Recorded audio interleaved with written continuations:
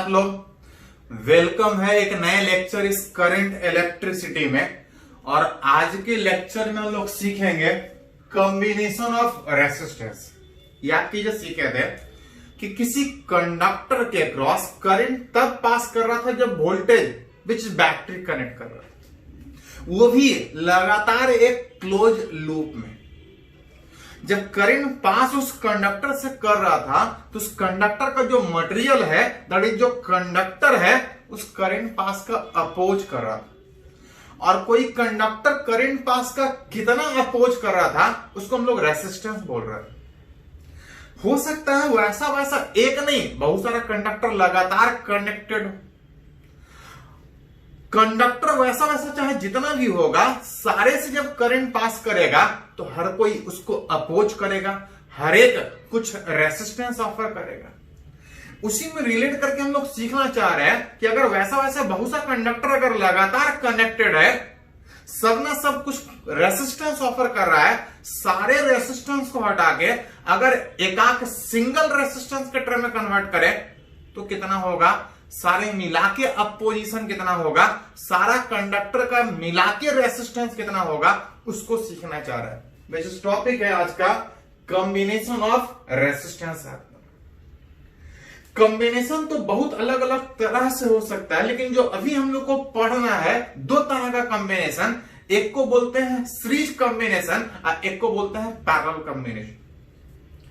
ये सीरीज और parallel combination already आप 10th में एक बार पढ़ चुके हैं, उसी को थोड़ा सा डिटेल में यहां पे पढ़ना है। पहला कॉम्बिनेशन अगर बात करें सीरीज कॉम्बिनेशन, याद कीजिए व्हाट इज सीरीज कॉम्बिनेशन, कि ऐसा चाहे जितना भी कंडक्टर है, हर एक का कुछ रेसिस्टेंस होगा, हर एक का कुछ रेसिस्टेंस होगा, और एक के बाद एक अगर लगातार कनेक्ट करें, बीच में कोई तीसरा अगर टांग ना अड़ाए, एक के बाद एक अगर लगातार कनेक्टेड है, तो that combination is called series combination. अभी ये मान के चल रहे हैं कि ऐसा ऐसा एक रेसिस्टेंस नहीं, ऐसा ऐसा दो रेसिस्टेंस कनेक्टेड है, करंट तब पास करेगा जब इसके क्रॉस एक बैटरी कनेक्ट करेंगे, कुछ इस तरह से। इसके क्रॉस जब एक बैटरी कनेक्ट करेंगे जिसका कुछ वोल्टेज दैट इज कुछ ईएमएफ होगा, तो करंट पास करेगा। जब तक लगातार एक ही वायर हो, बीच में कोई अलग से कनेक्शन नहीं हो, हर जगह करंट सेम पास करेगा,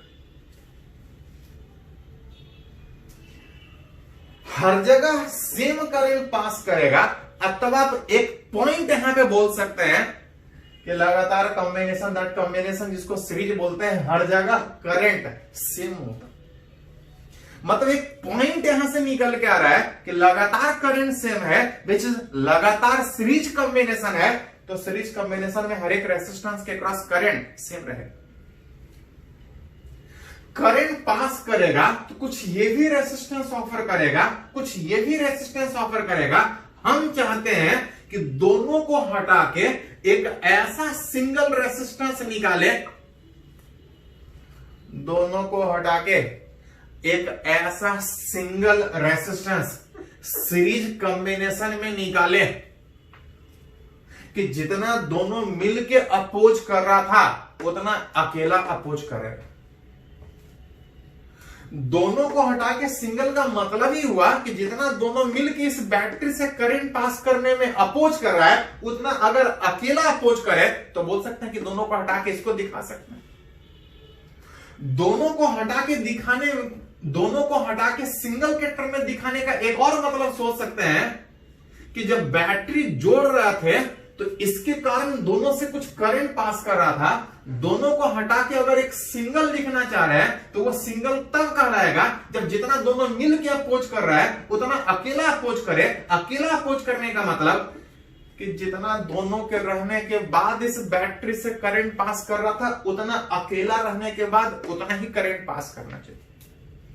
जब उतना ही पास करेगा तो आप बोल सकते हैं कि चाहे 2 दिखाइए चाहे 1 दिखाइए कोई फर्क नहीं पड़ेगा। That is called as combination of resistance, दोनों मिला के सिंगल रेसिस्टेंस, जिसको इक्विवेलेंट रेसिस्टेंस भी बोलते हैं, जो कि निकालना चाह रहे हैं सीरीज कॉम्बिनेशन।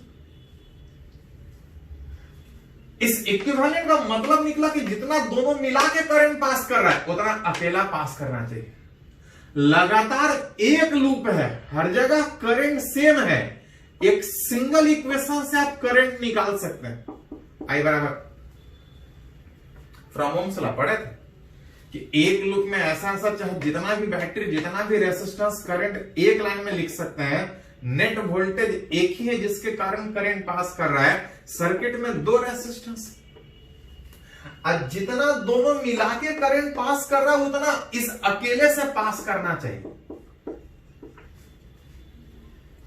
जितना दोनों मिला के करंट पास कर रहा है उतना अकेला से, तब आप बोल सकते हैं कि दोनों को अलग अलग सोचिए या सिंगल में सोचिए, कोई फर्क नहीं पड़ेगा क्योंकि दोनों में करंट से। अब तब आप यहां से रिलेट कर सकते हैं कि दोनों को हटा के सिंगल रेसिस्टेंस के टर्म में लिखें तो सिंगल रेसिस्टेंस का वैल्यू कितना, R1 + R2, जो आप 10 से सीख कर रहे हैं। अगर और ज्यादा हो तो फॉर मोर रेसिस्टेंस, अगर सीरीज कॉम्बिनेशन में है तो कुछ नहीं, जोड़ते चले जाएंगे ऐसा चाहे जितना भी रेसिस्टेंस हो। अगर फॉर इन आइडेंटिकल रेसिस्टेंस अगर बोला जाए तो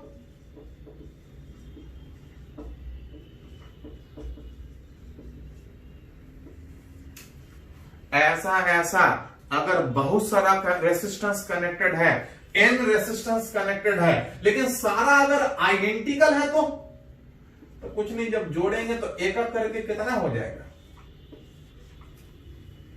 जोड़ेंगे तो सब n टाइम्स हो जाएगा। जो कि रिलेट करके बोल सकते हैं कि अगर रेसिस्टेंस जोड़ रहे हैं, सीरीज में जोड़ रहे हैं, तो जो रेसिस्टेंस है वो इंडिविजुअल से बढ़ जाएगा।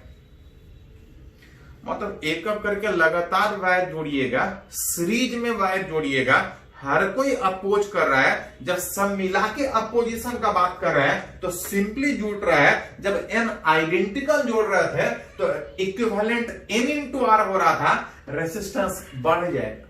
मतलब बोल सकते हैं सीरीज कॉम्बिनेशन में रेसिस्टेंस बढ़ता है।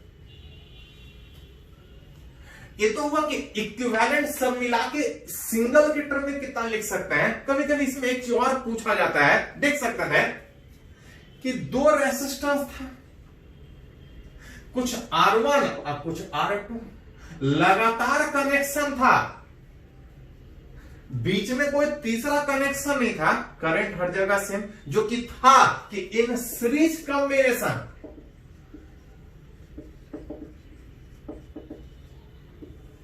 करंट हर जगह सेम, करंट तो हर जगह सेम था। इस करंट के कारण इस रेसिस्टेंस के क्रॉस कुछ वोल्टेज होगा, इस भी रेसिस्टेंस के क्रॉस कुछ वोल्टेज होगा। तो कहीं कहीं पूछा जाता है कि कितना वोल्टेज यहां पे, कितना वोल्टेज यहां पे। अगर करंट पता है, रेसिस्टेंस पता है, तब तो वोल्टेज पता ही होगा।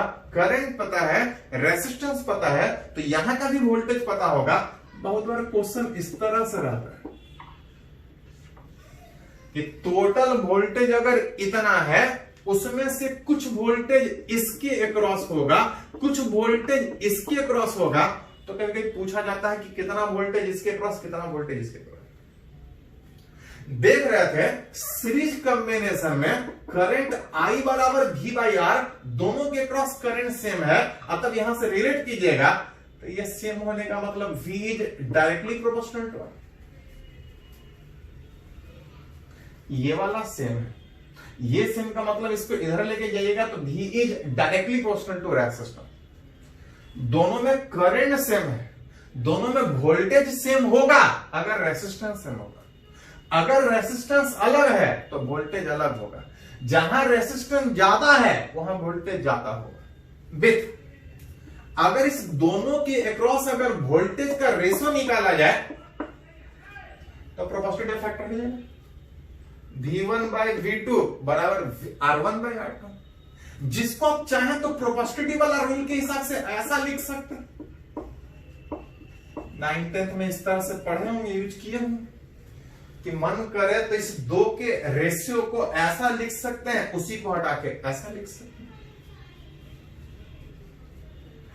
दोनों में से कुछ वोल्टेज पहले के क्रॉस, दोनों में से कुछ वोल्टेज दूसरे के क्रॉस।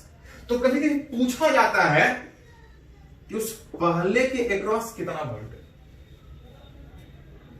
अगर पहले के क्रॉस अगर वोल्टेज का बात कीजिएगा तो प्रोपोस्टिटी अगर तोड़ने आता है तो V1 इस R1 पे डिपेंड कर रहा है। इस V1 का वैल्यू कितना, तो टोटल रेसिस्टेंस के कंपेयर में इस V1 के क्रॉस कितना वोल्टेज R1 पे डिपेंड करेगा। अब उस टोटल वोल्टेज का दूसरे के क्रॉस कितना, तो दूसरे वाले के क्रॉस R2 पे डिपेंड करेगा उस टोटल वोल्टेज के कंपेयर में। टोटल वोल्टेज का कुछ पहले के क्रॉस कुछ दूसरे के क्रॉस। अगर प्रोपोस्टिटी तोड़ने आता है तो V1 का वैल्यू R1 पे डिपेंड करेगा, अब V2 का वैल्यू R2 पे डिपेंड करेगा उस टोटल वोल्टेज के कंपेयर में। मन करे तो प्रोपोस्टिटी से निकालिए, नहीं तो इस इक्वेशन में 1 1 जोड़ दीजिए दोनों तरफ। 1 1 जोड़िएगा तो V2 निकलेगा, उल्टा करके 1 जोड़िएगा तो V1 निकल जाएगा। प्रोपोस्टिटी वाला रूल। अगर ऐसा ऐसा 3 रेसिस्टेंस रहता तो फॉर 3 रेसिस्टेंस, ऐसा ऐसा इस सर्किट में 2 के बजाय अगर 3 रेसिस्टेंस होता तो टोटल वोल्टेज का कुछ पहले के क्रॉस होता, कुछ दूसरे के क्रॉस होता, कुछ तीसरे के क्रॉस होता। रेसिस्टेंस अलग अलग हो चाहे सेम हो, सीरीज कॉम्बिनेशन में, लगातार कॉम्बिनेशन में कोई वायर अलग से नहीं जुटा है, हर जगह करंट सेम। सीरीज में करंट सेम था, V directly proportional to R में पहले के क्रॉस वोल्टेज, दूसरे के क्रॉस वोल्टेज, तीसरे के cross voltage R1 is to R2, 2 में R1/R2, अब 3 में है तो R1 is to R2 is to R। उस टोटल वोल्टेज का पहले के क्रॉस कितना, तो V1 बराबर V1 के क्रॉस अगर बात कीजिएगा, इस R1 के क्रॉस बात कीजिएगा तो टोटल वोल्टेज का V1 के क्रॉस जो वैल्यू है V1 R1 पे डिपेंड कर रहा है उस टोटल के कंपेयर में। अगर V2 निकालना होता तो खाली यहां R2 आता, V3 निकालना होता तो यहां पे R3 आता। इसको एक न्यूमेरिकली डिटेल में बढ़िया से सीखेंगे, इसके बाद जगह नहीं है, न्यूमेरिकली सीखेंगे।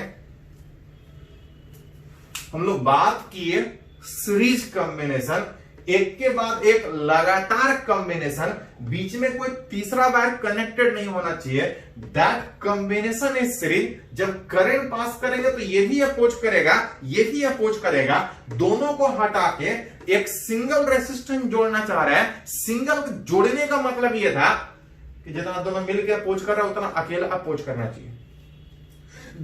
जितना दोनों मिलकर अपोज कर रहा है उतना अकेला अपोज का मतलब यह था कि जितना इस बैटरी से दोनों मिला के करंट पास कर रहा था, उतना अगर अकेला बैटरी से अकेला रेसिस्टेंस के क्रॉस उसी बैटरी से अगर सेम करंट पास करे तो इस सर्किट में कोई फर्क नहीं पड़ेगा, मतलब इस रेसिस्टेंस में कोई फर्क नहीं पड़ेगा। That is called as equivalent resistance. N और ज्यादा हो तो सिंपली जुटेगा, एन आइडेंटिकल में N into R. N into R का मतलब रेसिस्टेंस बढ़ रहा है, मतलब सीरीज में जोड़िएगा तो रेसिस्टेंस बढ़ेगा। करंट हर जगह सेम था लेकिन वोल्टेज अलग अलग, इस तरह से निकालेंगे। एक आप न्यूमेरिकली और इस पे देखते हैं, पहले इसको थोड़ा सा नोट कीजिए।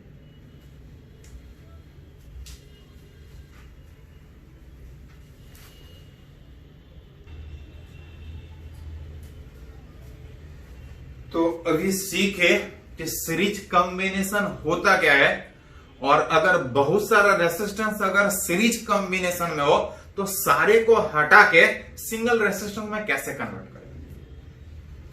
एक अगर न्यूमेरिकली अगर एग्जांपल अगर उस पर सीखने का कोशिश करें तो दिया है कि ऐसा 3 रेसिस्टेंस लगातार बीच में कोई कनेक्शन नहीं है, मतलब बोल सकते हैं सीरीज कॉम्बिनेशन में एक बैटरी के क्रॉस कनेक्टेड है जिसका कुछ ईएमएफ दैट इज कुछ वोल्टेज है, साथ में इस बैटरी का कुछ इंटरनल रेजिस्टेंस भी है, रह सकता है। हाँ नहीं देगा तो नहीं सोचेंगे, लेकिन दिया है तो सोचना पड़ेगा। जैसी बैटरी से कनेक्ट होके अगर एक लूप में जाएगा, इससे करंट पास करेगा। पढ़े हैं जब तक लगातार बीच में कोई अलग से वायर नहीं है, हर जगह करंट सेम होगा, जो कि पढ़े भी थे सीरीज में करंट हर जगह सेम था। अब वही पहला क्वेश्चन है कि इस लूप में करंट कितना होगा। पढ़े हैं ओम्स लॉ से कि जब तक लूप एक है, ऐसा चाहे जितना बैटरी या जितना रेजिस्टेंस हो, करंट निकालने में कोई दिक्कत नहीं, सिंपली एक लाइन में निकाल सकता है। करंट बराबर वोल्टेज बाय रेजिस्टेंस। वोल्टेज में 105 वोल्ट है, रेजिस्टेंस सारा वाला ऐड होगा, चाहे करंट किधर से भी पास करे, रेजिस्टेंस हमेशा अपोज ही करता है। टोटल वोल्टेज अगर बात कर रहे थे 105, ये 6 8 14 प्लस 1 15 डिवाइड कीजिएगा, निकलेगा जो करंट है, निकाल सकते हैं। डिवाइड करके देखिए, मतलब इस पूरे लूप में हर जगह करंट सेम है, दैट इज कितना 7 एम्पियर। करंट है, रेसिस्टेंस के क्रॉस कुछ वोल्टेज होगा, इस रेसिस्टेंस के क्रॉस कुछ वोल्टेज होगा, इस रेसिस्टेंस के क्रॉस कुछ वोल्टेज होगा। और वही एक और क्वेश्चन है कि जो तीनों रेसिस्टेंस दिख रहा है, इस तीनों के क्रॉस वोल्टेज पोटेंशियल डिफरेंस मेरे को चाहिए।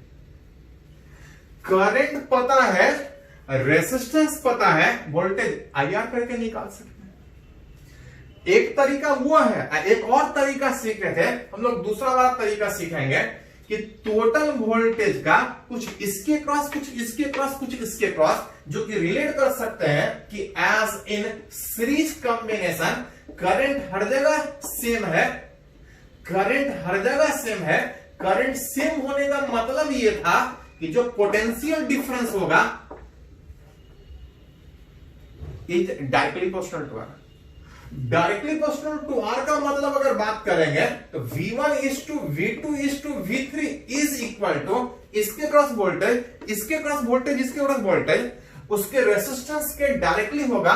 रेसिस्टेंस का डायरेक्टली का मतलब पहला वाला के क्रॉस वोल्टेज उस 2 ओम के रेसिस्टेंस के प्रोपोर्शनल होगा, दूसरे के क्रॉस 4 ओम के क्रॉस, अब तीसरे के क्रॉस 8 ओम के प्रोपोर्शनल होगा।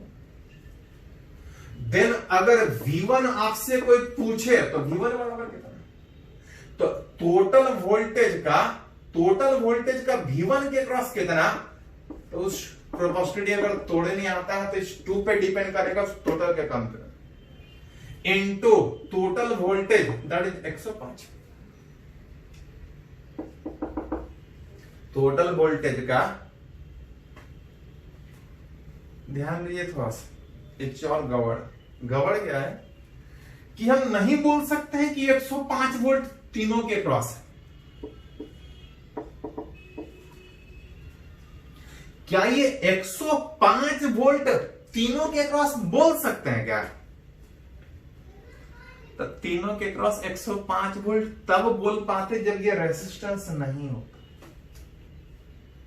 हाँ, अगर हम इस बैटरी के अक्रॉस अगर टर्मिनल वोल्टेज लिख ले तब ये वोल्टेज इसके क्रॉस निकलेगा, ईएमएफ नहीं हो। जितना ईएमएफ है उतना वोल्टेज होता अगर ये रेसिस्टेंस नहीं होता। इस रेसिस्टेंस के कारण कुछ वोल्टेज इसके अक्रॉस ही इंटरनल ड्रॉप, याद कीजिए हम लोग पहले पढ़े थे, मतलब अभी नहीं बोल सकते कि 105 इसके क्रॉस होगा। हाँ, अगर मेरा टोटल वोल्टेज अगर निकल जाता तो ई के जगह पे वहां पे भी डालते, ई नहीं डाल सकते, थोड़ा ध्यान रखिए। मतलब हम इसके क्रॉस अगर इस मेथड से निकालना चाह रहे हैं तो इस मेथड से तब निकाल पाएंगे जब इस तीनों के क्रॉस वोल्टेज पता हो, V पता हो। हाँ, अगर V निकल जाए, जो कि आप निकाल सकते हैं, पढ़े हैं टर्मिनल पोटेंशियल डिफरेंस अगर अक्रॉस बैटरी निकाला जाए, तो ये ऑलरेडी इस तरह से पढ़े थे कि अगर इस बैटरी का टर्मिनल पोटेंशियल डिफरेंस निकाले, ये बैटरी यूज हो रहा है, जब बैटरी यूज होता है टर्मिनल वोल्टेज कितना होता है, E minus I into R. EMF 105 था, करंट हर जगह सेम था विच 7 था, इनटू इंटरनल रेजिस्टेंस विच 1 घटा के निकाल सकते हो, 105 माइनस 7 दैट इक्वल टू 98 हो। EMF 105 वोल्ट है लेकिन टर्मिनल वोल्टेज 98 वोल्ट। तो अगर वोल्टेज इस मेथड से निकालना चाहे तो निकाल तब पाइएगा जब इस V का वैल्यू 105 डालने के बजाय उस V का वैल्यू 98 डालिए। हाँ, अगर ये रेजिस्टेंस नहीं होता तो झंझट नहीं होता, इस तरह से निकाल सकते थे। और नहीं तो फिर सिंपली I इंटू आर में करंट वहां पे 7 था, रेजिस्टेंस 2 था, दैट इज इक्वल टू 14। तो थोड़ा सा ध्यान रखिएगा किस तरह से निकाल सकते हैं, कब निकाल सकते हैं, कब नहीं निकाल सकते हैं। दूसरे के क्रॉस वोल्टेज मन करे तो उसी तरह से प्रोबेबिलिटी तोड़ के निकाल सकते हैं कि टोटल वोल्टेज का दूसरे के क्रॉस उस 4 वाले फैक्टर पे डिपेंड करेगा, और नहीं तो यहां पे करंट था 7 और रेजिस्टेंस था 4। टोटल का 14 यहां पे, 28 वोल्ट यहां पे। तीसरे के क्रॉस निकालना है तो 8/2 प्लस 4 प्लस 8 इंटू V, मन करे तो V का वैल्यू 98 डाल के निकाल सकते हैं, नहीं तो सीधा I इंटू आर में करंट 7, रेजिस्टेंस 8। तो थोड़ा सा आपको ध्यान में रखना पड़ेगा कि जो हम पढ़े हैं, कब पढ़े हैं, क्या पढ़े हैं, किस तरह से यूज कर सकते हैं, उसको कैसे रिलेट करें। चलो इसको थोड़ा सा नोट करो। तो इसके आगे एक और तरह का combination which is parallel combination हम लोग सीखते हैं, पहले इसको थोड़ा सा नोट कीजिए।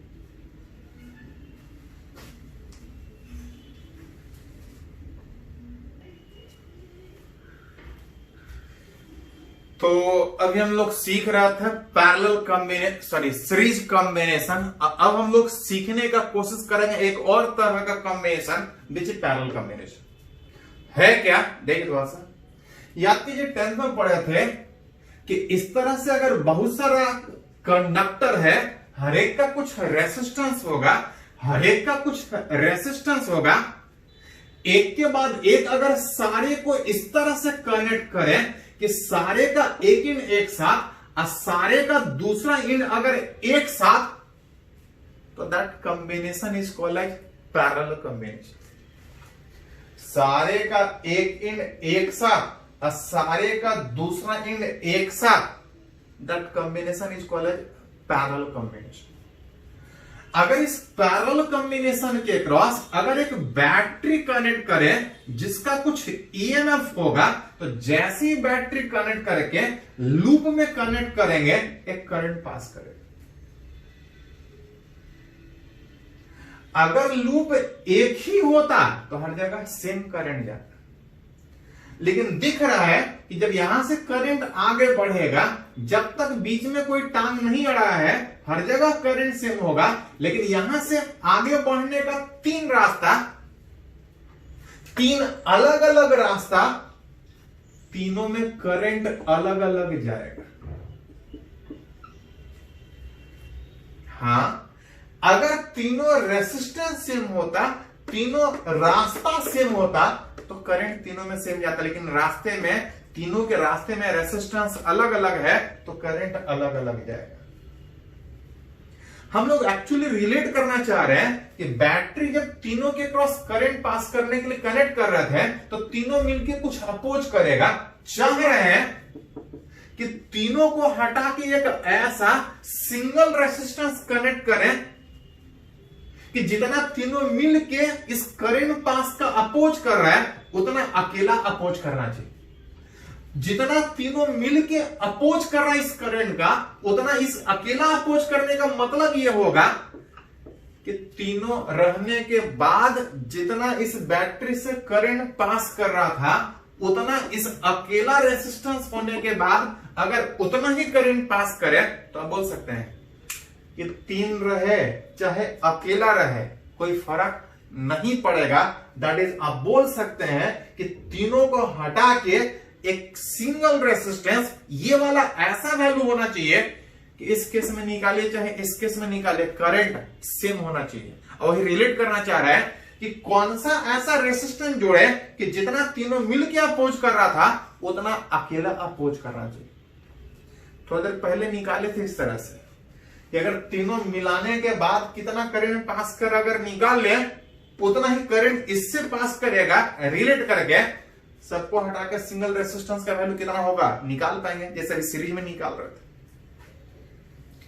मतलब इक्विवेलेंट रेसिस्टेंस निकालने के लिए पहले हमको करंट रिलेट करना पड़ेगा। पिछले वाले सीरीज कॉम्बिनेशन में हर जगह करंट सेम था, एक लाइन में निकाल रहे थे, अलग अलग जगह करंट अलग अलग है, एक लाइन में नहीं निकलेगा। हम लोग दो मेथड सीखे थे, एक रिलेटिव पोटेंशियल वाला मेथड, एक किरचॉफ्स लॉ। किरचॉफ्स लॉ में जितना अननोन ज्यादा था इक्वेशन उतना ज्यादा लिखना पड़ रहा था, सोल्व करने में हमको झंझट हो रहा था। हाँ, रिलेटिव पोटेंशियल वाला मेथड में करते क्या थे कि अपने मन से सर्किट का किसी एक पॉइंट पे रेफरेंस में पोटेंशियल जीरो कंसीडर कर रहे थे और एक जगह रेफरेंस मान के बाकी सारे पॉइंट का अगर पोटेंशियल रिलेट कर पा रहे थे तो हम करंट आसानी से निकाल सकते। किरचॉफ लॉ से झंझट आएगा क्योंकि अननोन ज्यादा है। अगर रेफरेंस के रूप में यहां पे जीरो ले तो जब तक बीच में कोई टांग ना अड़ाए वोल्टेज हर जगह सेम होगा, बीच हर जगह जीरो वोल्ट।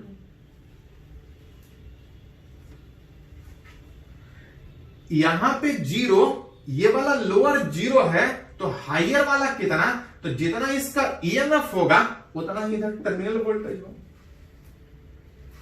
ये लोअर में जीरो, वही वोल्टेज यहां पे रिलेट होगा पोटेंशियल डिफरेंस ई, मतलब इसका वोल्टेज ई, जब तक बीच में कोई टांग नहीं अड़ाए हर जगह वोल्टेज सेम होगा, हर जगह वोल्टेज सेम होगा, हर जगह वोल्टेज सेम होगा।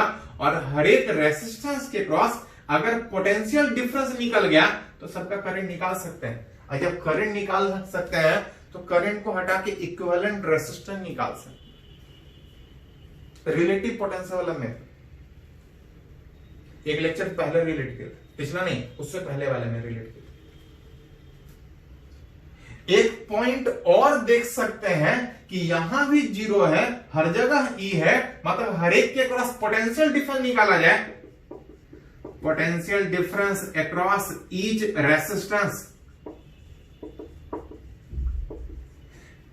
Resistance in parallel combination. एक पॉइंट यहां पे भी हो सकता कि पैरेलल में जितना भी रेसिस्टेंस जोड़िएगा हर एक का एक एंड एक साथ, हर एक का दूसरा एंड एक साथ होने के कारण हर एक के क्रॉस पोटेंशियल डिफरेंस सेम आएगा। एक पॉइंट ऐसे रिलेट कर दिया। सीरीज में क्या था, करंट सेम था, अब पैरेलल में क्या है, पोटेंशियल डिफरेंस सेम।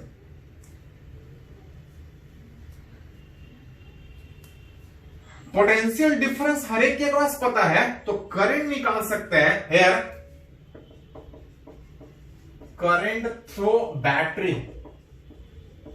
बैटरी से जो करंट पास कर रहा है उस करंट का वैल्यू कितना होगा, तो कुछ पहले के क्रॉस पास किया, कुछ दूसरे के क्रॉस, कुछ तीसरे के क्रॉस।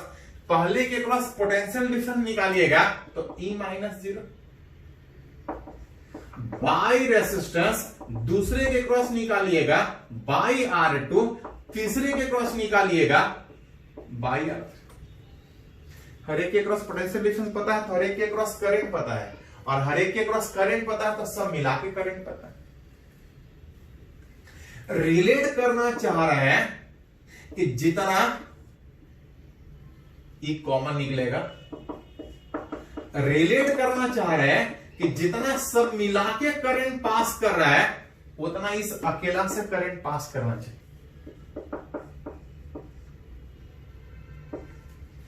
जितना सब मिला के करंट पास कर रहा है उतना उस अकेला से पास करना चाहिए, और अगर उतना अकेला से पास करेगा तो आप बोल सकते हैं कि उस इक्विवेलेंट की जगह पे जितना आएगा वही उस इक्विवेलेंट रेसिस्टेंस का वैल्यू, जो कि रिलेट कीजिएगा इस E को छोड़ के जो बाकी वाला फैक्टर है 1/R पैरेलल कॉम्बिनेशन में बात कीजिएगा 1/R1 1/R2 प्लस 1/R3। ये 3 में और रहता तो इसी तरह से जोड़ ले, जो कि 10th में पढ़े थे। कि जब रेसिस्टेंस पैरेलल में कॉम्बिनेशन होता है तो कुछ इस तरह से जुड़ता है। अगर फॉर इन आइडेंटिकल रेसिस्टेंस जोड़ना हो तो फॉर इन आइडेंटिकल रेसिस्टेंस अगर लगातार इस तरह से जोड़ना है तो कुछ नहीं, 1/R प्लस 1/R जोड़ते चले जाएंगे। n बार जुट रहा था NR, that is R parallel combination में बात कीजिएगा तो ये उल्टा होके R/N, सीरीज में NR आ रहा था, पैरेलल में R/N। सीरीज में रेसिस्टेंस बढ़ेगा, अब पैरेलल में रेसिस्टेंस घटेगा, R से छोटा हो। मतलब अगर रेसिस्टेंस बढ़ाना है तो रेसिस्टेंस को सीरीज में जोड़ना पड़ेगा। अगर आप सर्किट में रेसिस्टेंस घटाना चाह रहे हैं तो रेसिस्टेंस को पैरेलल में जोड़िएगा, कुछ इस तरह से रिलेट आप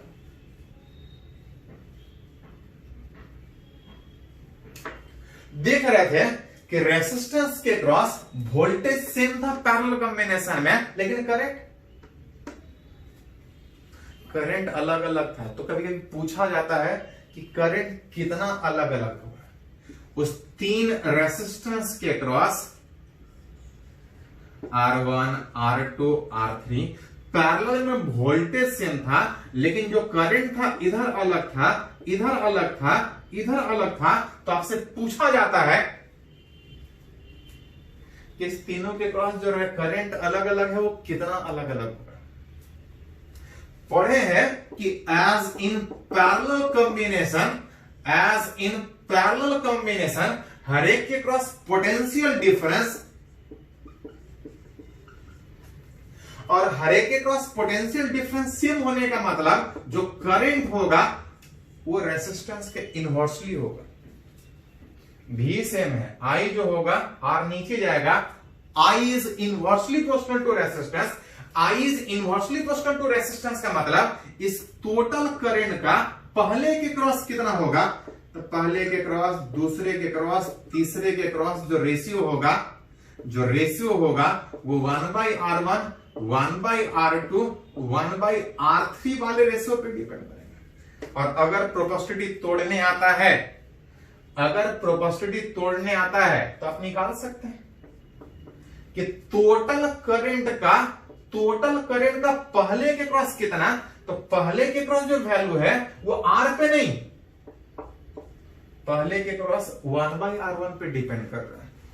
उस टोटल के कंपेयर में विच 1/R1, 1/R2 अब प्लस 1/R3।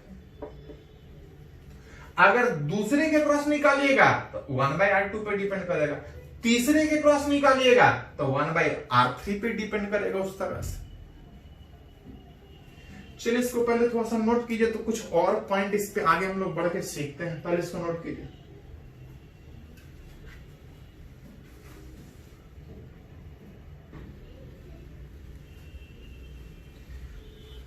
तो अभी हम लोग सीखे कि series combination, parallel combination resistance का होता क्या है।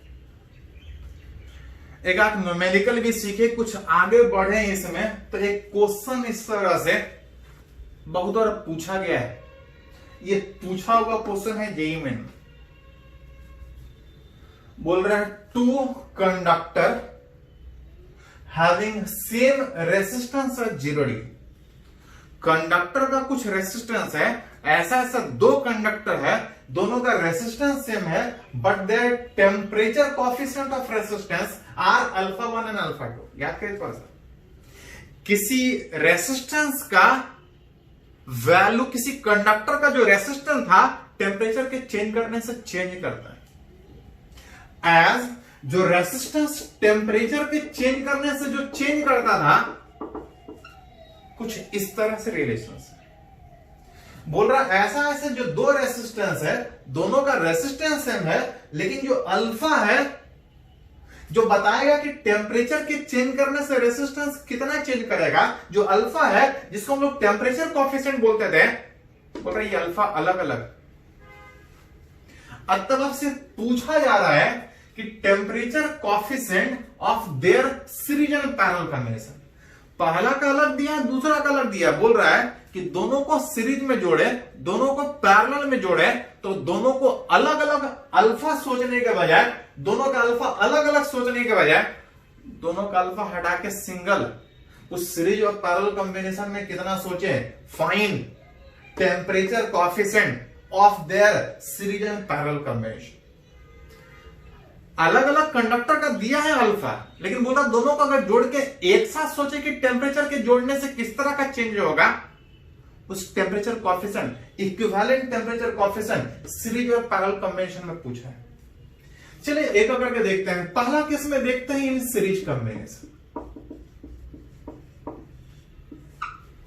सीरीज में सीखे हैं कि जो इक्विवेलेंट रेसिस्टेंस था R1 plus R2, with change of temperature अगर बात कीजिएगा, विथ चेंज ऑफ टेम्परेचर बात कीजिएगा, तो पहला का भी टेम्परेचर चेंज करेगा, दूसरा का भी टेम्परेचर चेंज करेगा, और जब दोनों मिला के सोचें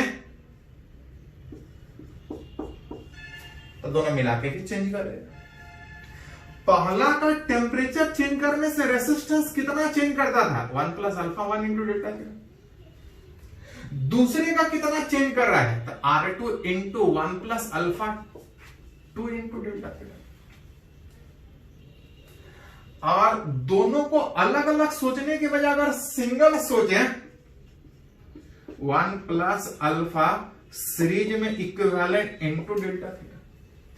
पहले का दिया है, दूसरे का दिया है, दोनों को अलग अलग सोचने के बजाय एक साथ सोचें, तो सीरीज कॉम्बिनेशन का अल्फा मेरे से पूछा। अगर इस ब्रैकेट को अगर थोड़ा तोड़ने का कोशिश करें, तो सीरीज में आ जाएगा R1 प्लस R2। यहां ब्रैकेट तोड़िएगा तो ये अलग आएगा, आइए आ जाएगा R1 plus R2 alpha S into delta theta. यहां पे ब्रैकेट तोड़िएगा, R1 plus R1 into alpha 1 into delta theta. यहां ब्रैकेट तोड़िएगा तो R2 plus alpha 2 delta theta.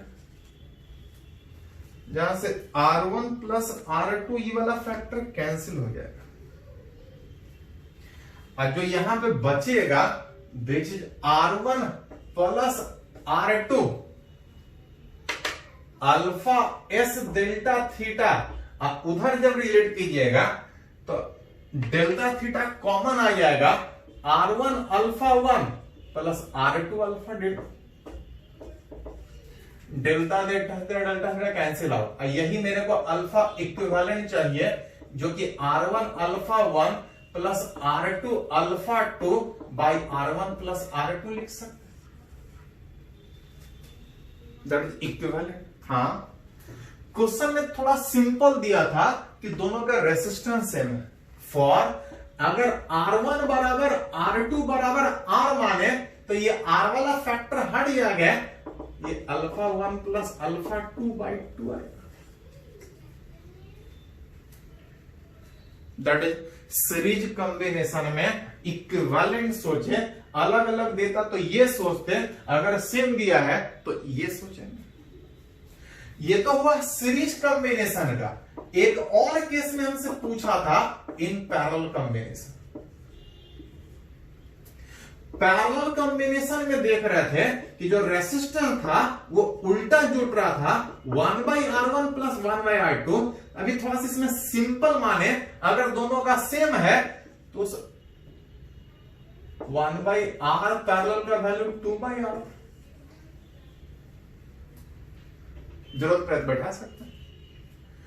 With change of temperature अगर बात करें, विथ चेंज ऑफ टेम्परेचर बात कीजिएगा, तो पहला का भी रेसिस्टेंस चेंज करेगा, दूसरे का भी रेसिस्टेंस चेंज करेगा। अभी अलग अलग लिखते हैं, इसमें जरूरत पड़ेगा तो सेम बैठेंगे। ऐसे दिया सेम, पहले का भी चेंज करेगा, दूसरे का भी चेंज करेगा, दोनों का मिला के चेंज बात कीजिएगा, वो भी चेंज करेगा। पहले का कितना चेंज करेगा, तो R into 1 plus alpha 1 into delta theta. दूसरे का R into 1 plus alpha 2 into delta theta.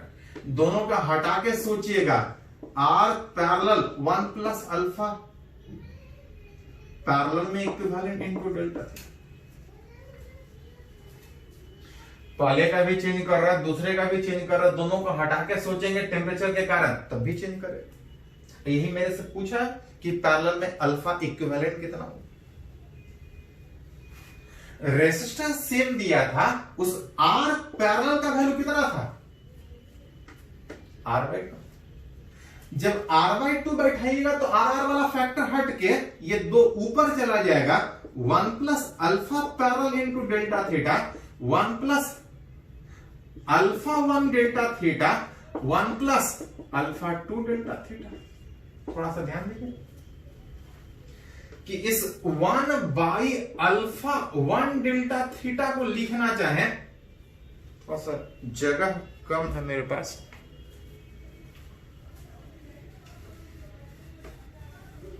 थोड़ा सा अरेंज कीजिएगा। आर वाला फैक्टर हटके ये 2 ऊपर चला जाएगा, 2 by alpha parallel into delta theta is equal to 1 by 1 plus alpha 1 delta theta, 1 plus alpha 2 into delta theta. जहां पे अगर इस एक वाले फैक्टर को अगर सोचिएगा तो याद कीजिए पढ़े थे कि ये फॉर्मूला तब वैलिड था जब 1 के कंपेयर में ये बहुत छोटा था। 1 के कंपेयर में जब ये बहुत छोटा होगा, जब बहुत छोटा होगा, इसको अगर ऊपर लेके जाए तो ये पावर -1 था। अगर 1 के कंपेयर में बहुत छोटा है तो बाइनोमियल थ्योरम से जितना पावर है मल्टीप्लाई हो जाएगा। इसको हटा कैसा लिख सकते हैं, मतलब इसको ऊपर लेके जाएंगे तो 1 माइनस आ जाएगा, इसको ऊपर लेके जाएंगे 1 minus alpha parallel delta theta, ये ऊपर जाके 1 minus alpha 1 into delta theta, ये आ जाएगा alpha 2 into delta theta. Bracket तोड़िएगा तो 1 और 1 2 से कैंसिल आउट, यहां पे आ जाएगा 2 alpha parallel delta theta is equal to -1 delta theta minus alpha 2 delta theta. Delta theta cancel out होगा, जो पैरेलल वाला वैल्यू होगा, जो आंसर सीरीज में है वही आंसर बाय चांस पैरेलल में। हाँ, सोचने का तरीका कुछ इस तरह से रिलेट कर सकते हैं। ये जेईई मेन में पूछा है, नीट में भी पूछा है, बहुत सारे एग्जाम में पूछा ये वाला क्वेश्चन, ये थोड़ा ध्यान में रखिएगा। रेसिस्टेंस सेम दिया था, अलग देगा तो अलग तरीके से सोचना पड़ेगा हमको। चलिए पहले इसको थोड़ा सा नोट कीजिए।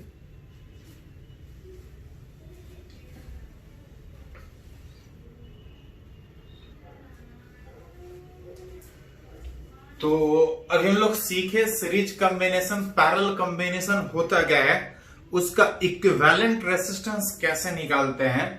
अब थोड़ा सा उस पे बेस्ड कुछ न्यूमेरिकली हम लोग थोड़ा सा बात करेंगे।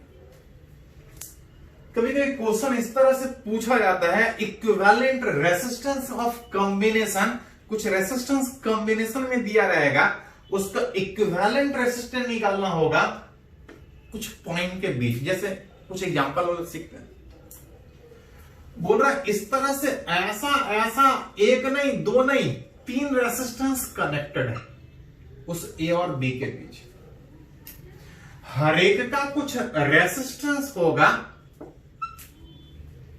हमसे पूछा जा रहा है इस ए और बी के बीच इक्विवेलेंट रेसिस्टेंस कितना होगा। अगर इस ए और बी के बीच इक्विवेलेंट निकालना है, तीनों लगातार सीरीज में दिख रहा है, सिंपली रिलेट कर सकता है। R1 plus R2 plus R3 में उस ए और बी के बीच जो इक्विवेलेंट आएगा वो कितना आएगा, R plus 2 R plus 3, simply जोड़ लें। लेकिन इतना आसान सीधा सीधा कभी रहता नहीं है, वो 10th में इस तरह से सीखे थे। हाँ, इसी में कुछ ऐसा ही रहेगा, कुछ चेंजेस के साथ। जैसे यहां पे चेंजेस में कभी कभी इस तरह से आपको कंबाइन किया हुआ रहेगा, कभी कभी क्वेश्चन में इस तरह से एक वायर सिंपली जोड़ देगा। पढ़े हैं कि जब तक बीच में कुछ एलिमेंट नहीं आए वोल्टेज चेंज नहीं करेगा। अब वोल्टेज नहीं चेंज करने का मतलब इस 2R रेसिस्टेंस के क्रॉस जितना वोल्टेज यहां पे होगा उतना ही वोल्टेज यहां पे होगा, क्योंकि बीच में कोई एलिमेंट नहीं जुड़ा हुआ है। मतलब अगर इधर से अगर सोच आ जाए तो इधर से कोई रेसिस्टेंस नहीं होने के कारण इस 2R रेसिस्टेंस के क्रॉस बात कीजिएगा, क्रॉस रेसिस्टेंस 2R अगर बात कीजिएगा, पोटेंशियल डिफरेंस जीरो होगा। अब पोटेंशियल डिफरेंस जीरो होने का मतलब दैट इज, अगर आपसे अगर कोई पूछे कि अगर हम बैटरी कनेक्ट करके अगर इससे अगर करंट पास करने का कोशिश करते तो करंट इधर से जाता, करंट इधर से जाता, लेकिन इस 2R रेसिस्टेंस के क्रॉस पोटेंशियल डिफरेंस जीरो होने के कारण उधर से कोई करंट नहीं पास करेगा। इस रास्ते में रेसिस्टेंस है, इस रास्ते में रेसिस्टेंस नहीं है। बैटरी जोड़िएगा तो यहां से पास करेगा और इधर से पास करने के बजाय सारा करंट साइड से निकलेगा, क्योंकि इस रास्ते में कोई रेसिस्टेंस नहीं है, इस रास्ते में रेसिस्टेंस है। इसके क्रॉस पोटेंशियल डिफरेंस जीरो है, उसके क्रॉस करंट जीरो होगा and resistance 2R is said to be in a short circuit। ऐसे केस में हम लोग बोलते हैं कि जो ये रेसिस्टेंस है शॉर्ट सर्किट किया हुआ है, एक जीरो रेसिस्टेंस वायर जुड़ा हुआ है, उसके क्रॉस पोटेंशियल डिफरेंस जीरो होने के कारण उससे कोई करंट नहीं पास करेगा, और उससे कोई करंट नहीं पास करेगा मतलब कोई रेसिस्टेंस भी ऑफर नहीं करेगा। रेसिस्टेंस है लेकिन करंट उससे पास ही नहीं कर रहा है। इसके अक्रॉस अगर करंट का बात कीजिएगा तो जीरो हो जाएगा। इन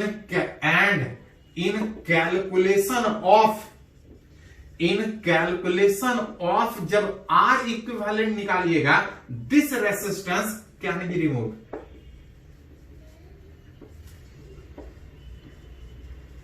ध्यान दीजिए,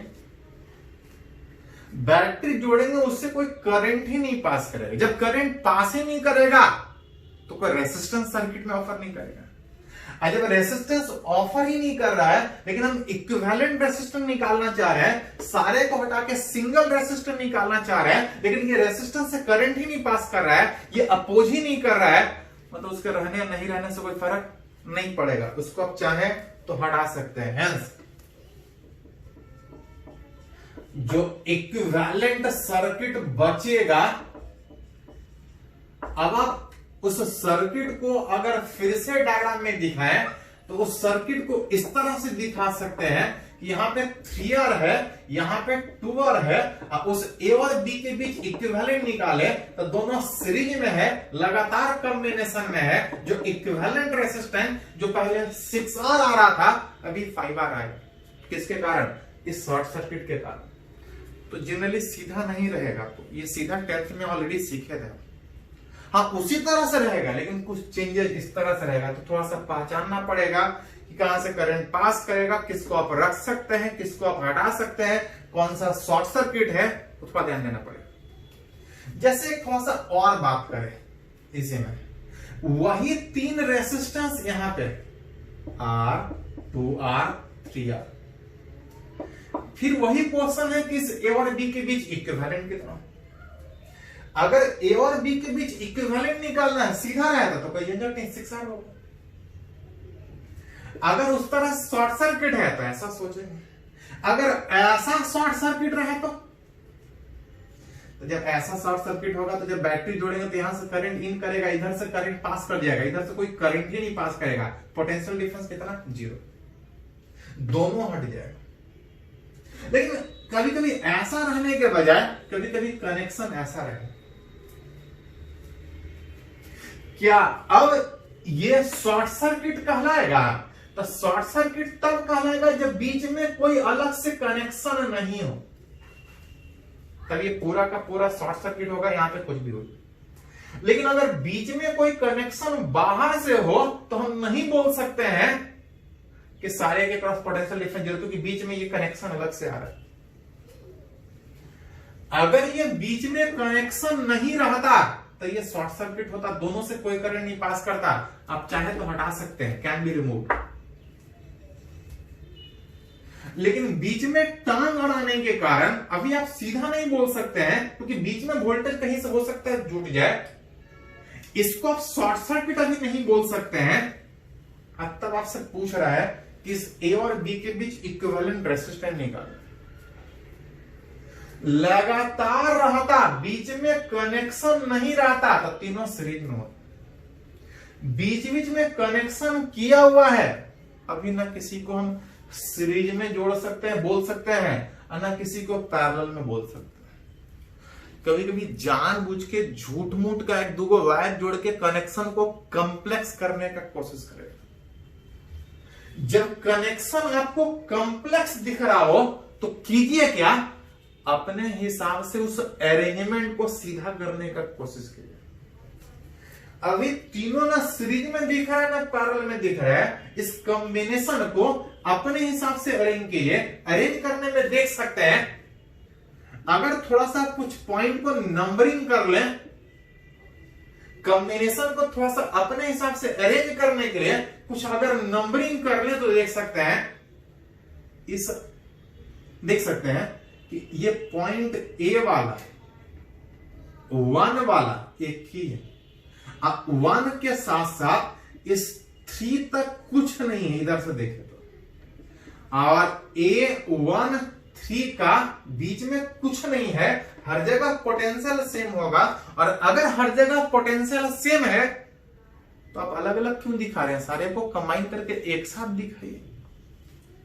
इस A को, इस 1 को, इस 3 को एक साथ दिखाएं, और साथ साथ ये 2 वाला और 4 वाला B वाला, 2 वाला 4 वाला B वाला बीच में कुछ नहीं है, मतलब वो सारा एक ही है।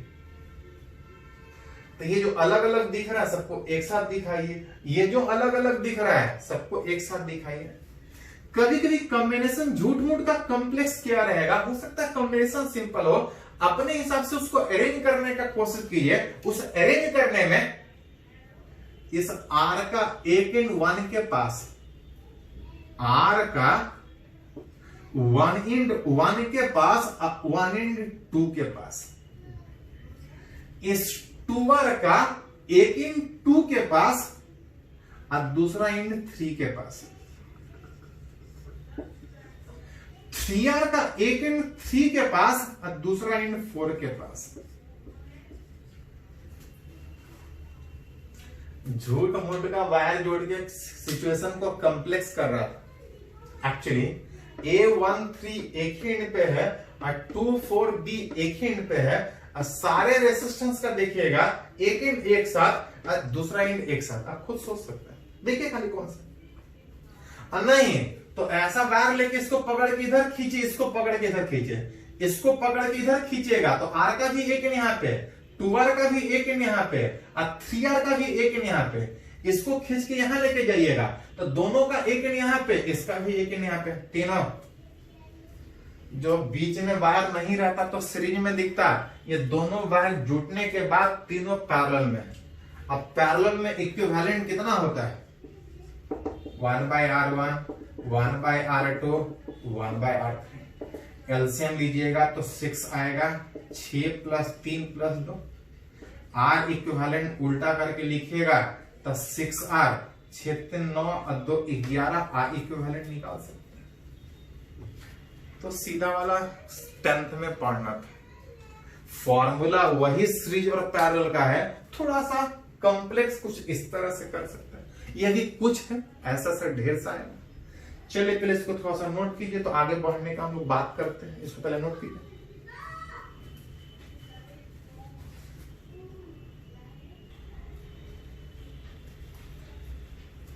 तो हम लोग सीख रहे हैं जो इक्विवेलेंट रेसिस्टेंस का फॉर्मूला डिराइव किया सीरीज और पैरेलल का, न्यूमेरिकली किस तरह से यूज हो सकता है। बात किए थे कि सीधा सीरीज और पैरेलल लेने के बजाय कॉम्बिनेशन झूठ मूठ का थोड़ा कॉम्प्लेक्स करने का कोशिश करता है। हो सकता है क्वेश्चन बहुत आसान हो, लेकिन डायग्राम झूठ मूठ का तिरछा करके बनाया होगा। तो कीजिए क्या कि जब भी कभी सीरीज और पैरेलल डिसाइड करने में दिक्कत हो, डायग्राम को अपने हिसाब से उसको सीधा करने का कोशिश कीजिए। जैसे एक जेई में इस तरह से जरूरत पड़ा था इक्विवेलेंट रेसिस्टेंस निकालने में, कुछ रेसिस्टेंस इस तरह से कंबाइन था, पूछा जा रहा था इस ए और बी के बीच इक्विवेलेंट रेसिस्टेंस कितना। कनेक्शन थोड़ा कॉम्प्लेक्स दिख रहा है, इसको अपने हिसाब से सीधा करने के प्रोसेस में अगर आप इस ए को एक साइड रखें और इस बी को थोड़ा सा इधर रखने का कोशिश करें, तो देख सकते हैं कि आगे बढ़िएगा तो ए से यहां से वायर निकला, एक वायर रेसिस्टेंस आर के तरफ गया और एक सीधा सीधा ही आगे बढ़ा। ये रेसिस्टेंस आर था, अगर गौर से देखिएगा बीच में कुछ नहीं। जब बीच में कुछ नहीं है तो इस वायर को उठा के यहां रख सकते हैं, क्योंकि पोटेंशियल सेम है। थोड़ा देर पहले सीखे थे कि बीच में कुछ नहीं है, पोटेंशियल सेम है, तो ये वायर अलग अलग जगह पे क्यों दिखाया है, उसको आप एक जगह पे दिखाएं। इसको अगर यहां लेके आइएगा तो यहां से एक और रेसिस्टेंस, थोड़ा नंबरिंग को समझने के लिए इसको ए इसको बी लिखे, तो ये वाला यहां पे है और बी वाला यहां पे, थोड़ा समझिए कौन किधर जा रहा है। दो रेसिस्टेंस दोनों का एक इन ए पे, यहां से आगे बढ़ के यहां कहीं मिला, यहां से बढ़िएगा तो एक और रेसिस्टेंस आर, ये जाके बी पे मिल गया। इसको आप सी का नाम दे सकते हैं। ये हो गया, ये हो गया, ये हो गया, और साथ साथ ये लगातार एक ही पॉइंट होने में यहां से एक और वायर निकला था, यहां से एक और वायर निकला था जिसका रेसिस्टेंस आर था और जिसका एक इन ए पे और जिसका दूसरा इन बी पे। कनेक्शन थोड़ा कॉम्प्लेक्स दिख रहा था, लेकिन एक्चुअली वो थोड़ा सीधा इस तरह से था। तो एग्जाम में क्वेश्चन ऐसा रहेगा, अपने हिसाब से उसको सीधा कीजिए और सीरीज पैरेलल का जहां जहां फॉर्मूला लगे लगाते जाइए। जैसे आर और आर पैरेलल में, अब पैरेलल में रेसिस्टेंस घटता है, इसको हटा के अगर कीजिएगा तो इधर ए वाला पॉइंट ऊपर रेसिस्टेंस आर, इधर बी वाला पॉइंट था आर, आर यहां से आगे बढ़ के R/2 होगा, यहां से एक और रेसिस्टेंस आर। ये दोनों लगातार है, बीच में कोई टांग नहीं अड़ा रहा है, मतलब बोल सकते हैं कि ये दोनों सीरीज में है। सीरीज में रेसिस्टेंस सीधा जुड़ता है, R/2 plus R that equal to 3R/2, ऊपर तो R।